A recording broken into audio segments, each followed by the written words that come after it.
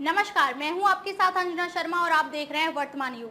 तो आइए शुरुआत करते हैं आज की खास खबर से। एक पृथ्वी एक स्वास्थ्य के लिए योग बना योगा डे 2025 का थीम।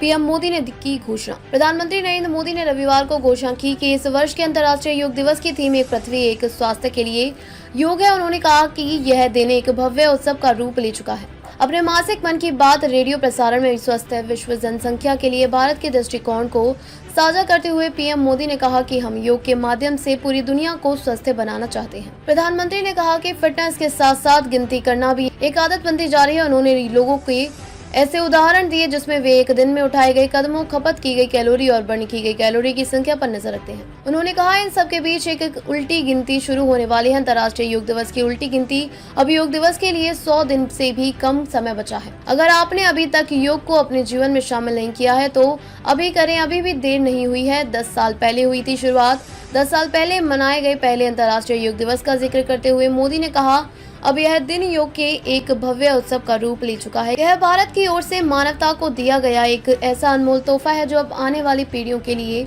बहुत उपयोगी होने वाला है।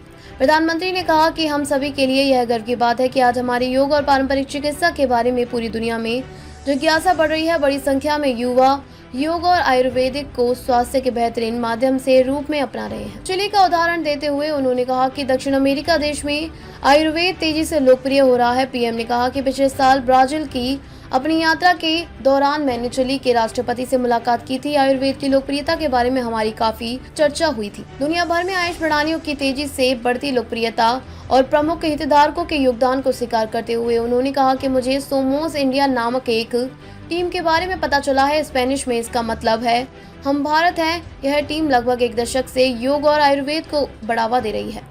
उनका ध्यान उपचार के साथ साथ शैक्षणिक कार्यक्रमों पर भी है। वे योग और आयुर्वेद से जुड़ी जानकारी का स्पेनिश में अनुवाद भी करवा रहे हैं। मोदी ने कहा अगर हम पिछले साल की बात करें तो उनके असंख्य कार्यक्रमों और पाठ्यक्रमों में लगभग 9000 लोगों ने भाग लिया था। मैं इस टीम से जुड़े सभी लोगों को उनके प्रयासों के लिए बधाई देता हूँ। प्रधानमंत्री ने सभी से योग को अपनी दिनचर्या में शामिल करने और समग्र स्वास्थ्य के लिए देश के पारंपरिक ज्ञान पर गर्व करने की भी अपील की। बता दें कि संयुक्त राष्ट्र ने योग के अभ्यास के अनेक लाभों के बारे में दुनिया भर में जागरूकता बढ़ाने के उद्देश्य से 21 जून को अंतर्राष्ट्रीय योग दिवस के रूप में घोषित किया। इसे पहली बार 2015 में मनाया गया था। खबरों में अब तक के लिए बस इतना ही। फिर होगी आपसे मुलाकात कुछ ऐसी ही खास खबरों के साथ। तब तक के लिए नमस्कार और देखते रहिए वर्तमान युग।